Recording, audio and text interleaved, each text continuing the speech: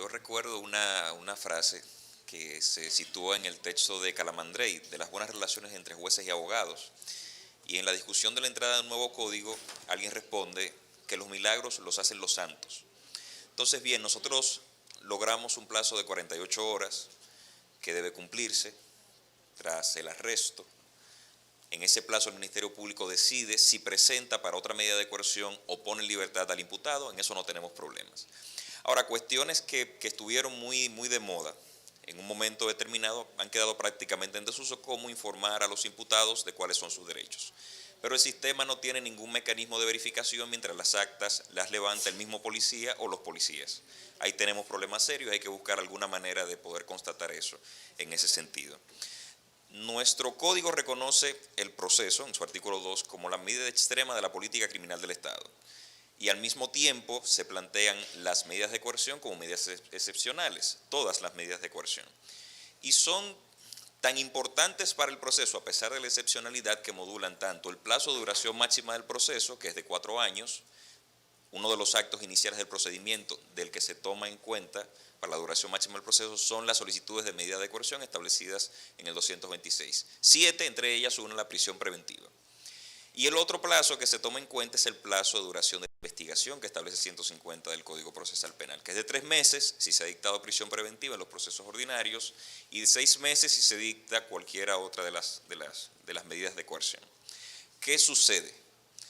Bueno, es que los datos nos dicen que no son tan excepcionales las medidas de coerción y sobre todo no es tan excepcional la prisión preventiva. El Poder Judicial recientemente hizo un levantamiento y se dio cuenta de que 7 de cada 10 medidas de coerción solicitadas por el Ministerio Público son de prisión preventiva. El cuadro general es el siguiente: el sistema penitenciario dominicano en sus ambos modelos, el tradicional y el nuevo modelo penitenciario que funciona muy bien, tiene un total de 26.000 internos. De esos 26.000 internos, 16.000 son preventivos. Incluso más internos preventivos que los que teníamos en el sistema inquisitivo. Y las razones son las mismas que compartimos en cada uno de nuestros países. Bueno, que existan elementos de prueba suficientes para sostener que el imputado es razonablemente autor o cómplice de la infracción, el peligro de fuga y que la pena imponible sea privativa de libertad. Pero, en el caso de nosotros, el Código es muy enfático cuando dice que deben darse todas las circunstancias. Lo que uno aprecia en las decisiones de los jueces no es que se dan todas las circunstancias y que ni siquiera la primera de ellas es ponderada de forma adecuada.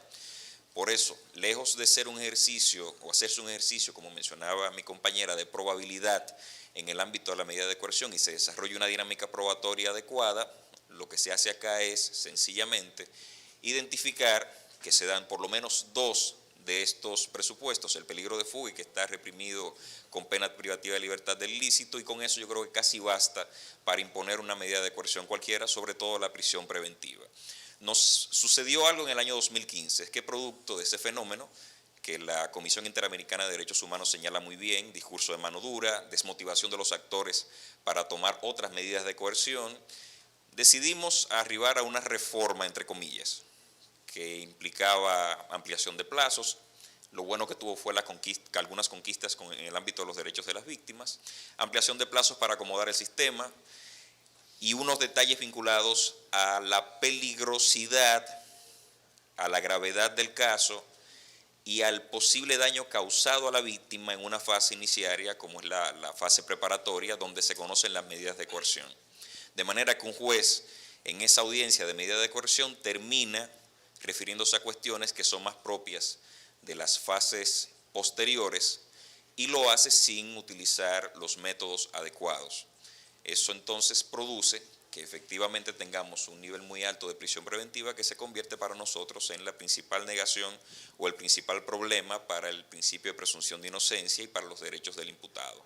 En todo caso, yo no creo que eso pueda mejorar significativamente en los próximos años, porque cada día noto que se entiende menos el problema. Y los tomadores de decisiones políticas no entienden nada, en lo absoluto, porque en los discursos del día a día, muy por el contrario de entender estas situaciones del sistema penitenciario, de entender la realidad de las medidas de coerción como excepcionales, se promueve ser más duros al utilizarlas. Entonces no descarto, aunque no tenemos ni prisión obligatoria por ilícitos de ningún tipo en la República Dominicana, ni tenemos periodos muy largos, son 12 meses en los casos ordinarios y 18 meses cuando se trata de casos complejos. No descarto que más adelante las reformas que puedan venir se vean tentadas a establecer límites de la prisión preventiva todavía un poco más agresivos que los que tenemos actualmente. Eso sería muy grave, pero como pueden ser procesos incontenibles, comencemos a observarlos desde ahora, a ver qué pasa, a ver si nos hacen caso. Bueno, muchas